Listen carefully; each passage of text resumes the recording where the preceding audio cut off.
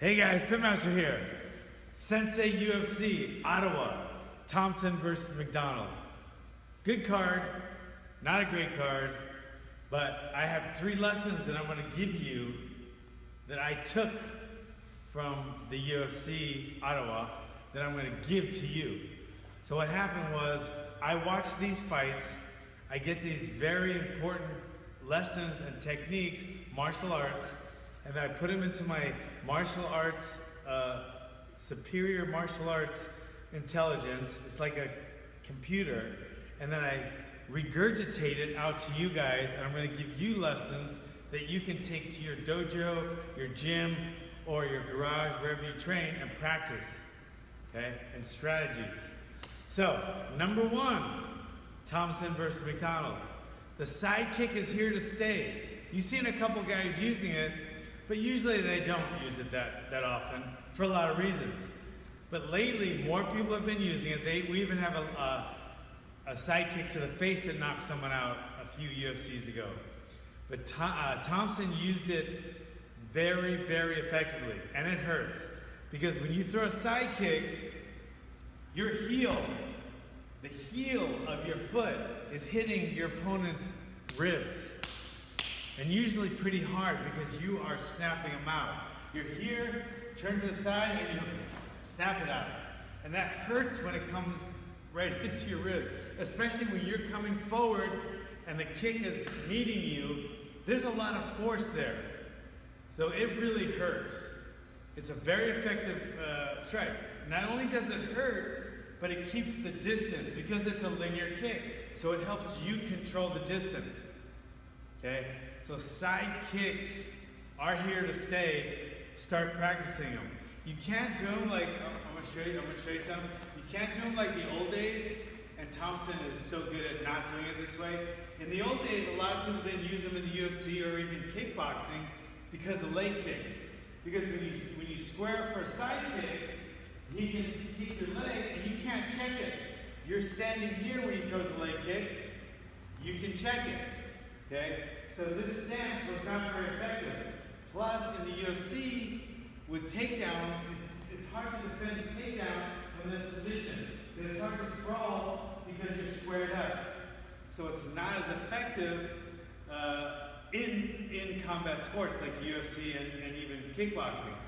But just tweaking it a little bit like Thompson does, nobody's taking him down. He seems to be doing okay. So he's not tweaking his stance where he's starting off like a side kick and stepping up and then doing a side kick. What he's doing is getting just a regular stance, and when he lifts up his front leg, he just slides right in and turns it into a side kick. So you have the benefit of a side kick, which is a little bit of extra hip and heel, as opposed to a front kick. You don't get quite as much power with a front kick because you're not you're not extending your hip as much, and you're not using the heel. You're using the ball of your foot and you're pointing your toes, so you don't get as much power. So you get the power of the side kick without giving up the stance. So you can start right here, turn it, and then turn your hip. So you're from a regular stance, you just lift it up like a front kick. Look, I can do a front kick, or I can lift it up, turn it into a side kick. And that's the way Thompson's been throwing. He also slides his back leg up when he does it, and he gets a little bit of extra distance, okay? So, the side kick is here to stay. Another thing I want to show you, lesson 2, is in and out. In and out. It's not just a fast food place. In and out. If you see the way Thompson does that so beautifully, I always talk about controlling the distance, but he controlled it in and out, over and over. He decided when he's going in, and then he decides when he's coming out. So he does his damage, and then he gets out. And the reason I like this as a martial arts technique so much is it's probably one of the most effective knife defense techniques. This was the UFC, there was no knives, and it worked pretty well against Rory McDonald. But if someone has a knife and you just rush in, you're gonna get stabbed because you can't trade punch for stab, punch for stab. You're gonna end up on the short end of that stick really quick. You're gonna bleed out. So what you have to do with a knife is control the distance even more than an MMA fight because the stakes are higher. So you want to rush in because you can't rush out or else you just run away. But if you can't, you need to control that distance, do your damage and get out, and hopefully you'll stun or hurt the guy with the knife, and you can either take the knife away or you can get away. And those are the two main things you want to do if you're unarmed versus someone with a knife. Take the gun away, or the knife away, or just get the fuck away. And to do that, you need to stun your opponent. So by rushing in and just going in, he could start stabbing you. So what you need to do is just like Thompson does, he'd be in and out. And then the guy comes, when the guy comes in, he's gone. And that's what you have to do the best you can. Even if he had a weapon, that side kick would help because you need to keep the distance if the guy has a knife. And when the guy has a knife, the stakes are super high. But that's the only thing you can do with a guy with a knife is you have to be in and try to hurt him. And then you have to be out.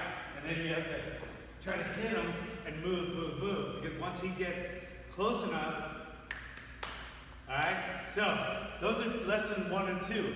Lesson number 3 was from OAM versus Goda. It was like 3 fights back from the main event. And the lesson from this is keep your foot outside of your opponent's foot if you're fighting an opposite fighter. Okay, that means if I'm fighting a southpaw and I'm regular, you can see our feet here, okay? The one with the outside positioning has the advantage. Because from this outside positioning, I can kick, I can punch, I can do takedowns. He is not as effective from this position. So when you're fighting someone that's opposite from you, because that doesn't apply if you're fighting. If I was fighting someone regular, I don't want my foot on the outside of his, because then we'll just be kind of talking, looking over each other's shoulders and talking. We're not even going to be fighting. So it doesn't apply. But if he's switched, and I'm regular, he's a southpaw, I want to be here. I can throw the hook over, I can jab better, I can kick harder, I can throw more power punches, and I can take down better. So that's the lesson. Keep your foot outside of your opponent's. Guess what? He's going to try too, so it's usually a fight for that positioning, because the one with that positioning has the advantage, all right? Thanks for coming, guys. Please comment, please subscribe. Let me know how you like this. I'll see you guys next UFC.